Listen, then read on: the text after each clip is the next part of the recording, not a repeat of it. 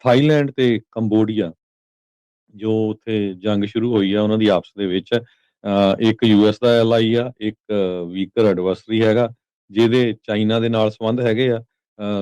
ਉਹਨਾਂ ਨੂੰ 500 ਮੀਲ ਦਾ ਜਿਹੜਾ ਬਾਰਡਰ ਹੈਗਾ ਆ, ਉਹਦੇ ਬਾਰਡਰ ਦੇ ਉੱਤੇ ਜਿਹੜੀ ਲੜਾਈ ਚੱਲ ਰਹੀ ਆ।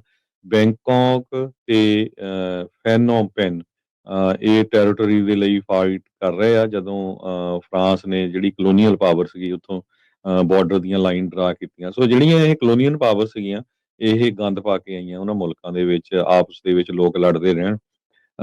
ਇੱਕ ਦਰਜਨ ਦੇ ਕਰੀਬ ਜਿਹੜੇ ਲੋਕ ਆ ਉਹ ਆਲਰੇਡੀ ਮਰ ਚੁੱਕੇ ਆ, ਤੇ 1 ਲੱਖ ਤੋਂ ਵੱਧ ਜਿਹੜੇ ਸਿਵਲੀਅਨ ਆ ਉਹਨਾਂ ਨੂੰ ਇਵੈਕੂਏਟ ਕੀਤਾ ਗਿਆ ਹੈਗਾ।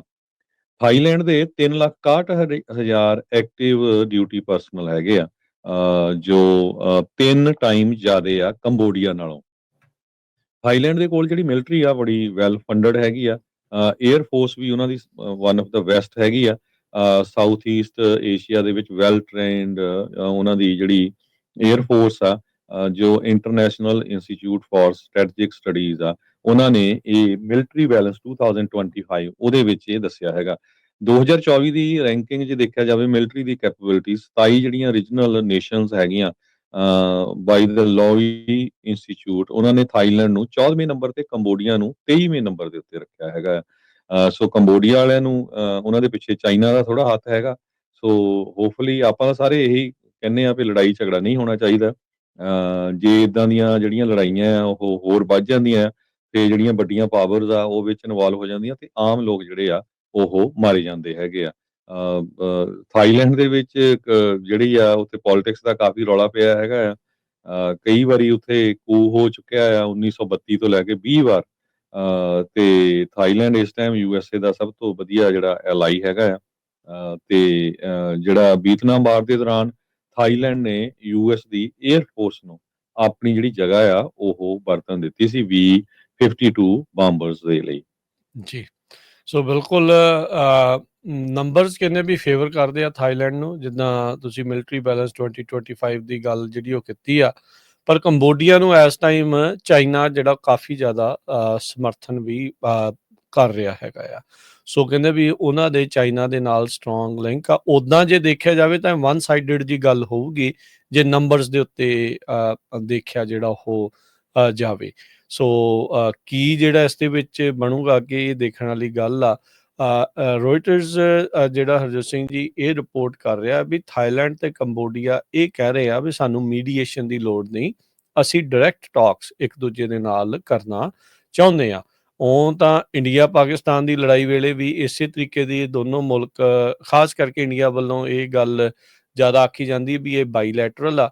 ਪਰ ਡੋਨਲਡ ਟਰੰਪ ਹੁਣਾਂ ਨੇ ਮੈਨੂੰ ਲੱਗਦਾ ਦਰਜਨ ਤੋਂ ਵੱਧ ਜਾਂ 2 ਦਰਜਨ ਤੋਂ ਵੱਧ ਵਾਰ ਆਖਿਆ ਵੀ ਸੀਜ਼ ਫਾਇਰ ਉਹਨਾਂ ਨੇ ਕਰਾਈ ਹੈ। ਜੇ ਥੋੜ੍ਹੇ ਦਿਨ ਪਹਿਲਾਂ ਫਿਰ ਇੱਕ ਜਗ੍ਹਾ ਦੇ ਉੱਤੇ ਇੱਕ ਜਗ੍ਹਾ ਭਾਸ਼ਣ ਦੇ ਰਹੇ ਸੀ ਤਾਂ ਉਹਨਾਂ ਨੇ ਉਹ ਦੱਸਿਆ ਸੀਗਾ।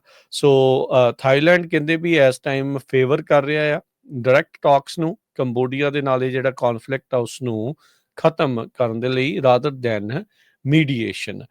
ਸੋ ਬਾਈਲੈਟਰਲ ਨੈਗੋਸੀਏਸ਼ਨ ਦੇ ਹੱਕ ਦੇ ਵਿੱਚ ਜਿਹੜੀ ਉਹ ਇਸ ਟਾਈਮ ਜਾ ਰਹੇ ਆ। ਕਈ ਥਾਵਾਂ ਦੇ ਉੱਤੇ ਜਿਹੜੀਆਂ ਇਹਨਾਂ ਦੀਆਂ ਇਸ ਟਾਈਮ ਗੋਲੀਬਾਰੀ, ਬਰੂਦ ਇਸ ਦੀ ਜਿਹੜੀ ਆ ਉਹ ਵਰਤੋਂ ਹੋ ਰਹੀ ਆ। ਜਿੱਦਾਂ ਦੱਸਿਆ ਵੀ ਕਈ ਜਾਣਿਆਂ ਦੀ ਆਲਰੇਡੀ ਜਿਹੜੀਆਂ ਉਹ ਮੌਤਾਂ ਹੋ ਚੁੱਕੀਆਂ। 1 ਲੱਖ ਤੋਂ ਵੱਧ ਲੋਕਾਂ ਨੂੰ ਘਰੋਂ ਬੇਘਰ ਵੀ ਹੋਣਾ ਪਿਆ ਆ, ਘਰ ਛੱਡ ਕੇ ਜਿਹੜਾ ਉਹ ਜਾਣਾ ਪੈ ਚੁੱਕਾ ਆ। ਮਲੇਸ਼ੀਆ ਦੇ ਜਿਹੜੇ ਪ੍ਰਾਈਮ ਮਿਨਿਸਟਰ ਅਨਵਰ ਇਬਰਾਹਿਮ ਜਿਹੜੇ ਏਸ਼ੀਅਨ ਚੇਅਰ ਆ, ਉਹ ਉਸ ਦੇ ਏਸ਼ੀਅਨ ਦੇ ਚੇਅਰ ਆ, ਉਹ ਕਹਿੰਦੇ ਵੀ ਦੋਨੋਂ ਹੀ ਥਾਈਲੈਂਡ ਤੇ ਕੰਬੋਡੀਆ ਮੈਂਬਰਸ ਨੇ ਏਸ਼ੀਅਨ ਗਰੁੱਪ ਦੇ। ਉਹਨਾਂ ਨੇ ਕਿਹਾ ਵੀ ਉਹਨਾਂ ਦੋਨਾਂ ਮੁਲਕਾਂ ਦੇ ਲੀਡਰਸ ਦੇ ਨਾਲ ਉਹਨਾਂ ਨੇ ਗੱਲਬਾਤ ਕੀਤੀ ਆ ਤੇ ਕਹਿ ਰਹੇ ਆ ਵੀ ਭਾਈ ਇਸ ਦੇ ਵਿੱਚ ਤੁਸੀਂ ਕੋਈ ਸ਼ਾਂਤੀ ਸਮਝੌਤਾ ਜ਼ਰੂਰ ਕੀਤਾ ਜਾਵੇ।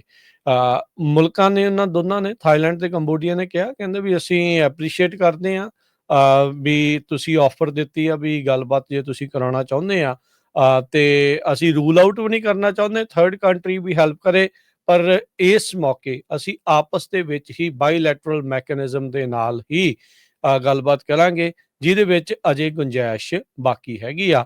ਇਹ ਥਾਈਲੈਂਡ ਦੇ ਜਿਹੜੇ ਵਾਈਸ ਮਿਨਿਸਟਰ ਫੋਰਨ ਅਫੇਅਰਸ ਦੇ ਆ ਰਸ ਜਾਲੀ ਚੰਦਰਾ, ਉਹਨਾਂ ਨੇ ਰਿਪੋਰਟਰਸ ਦੇ ਨਾਲ ਗੱਲ ਕਰਦੇ ਹੋਏ ਆਖਿਆ।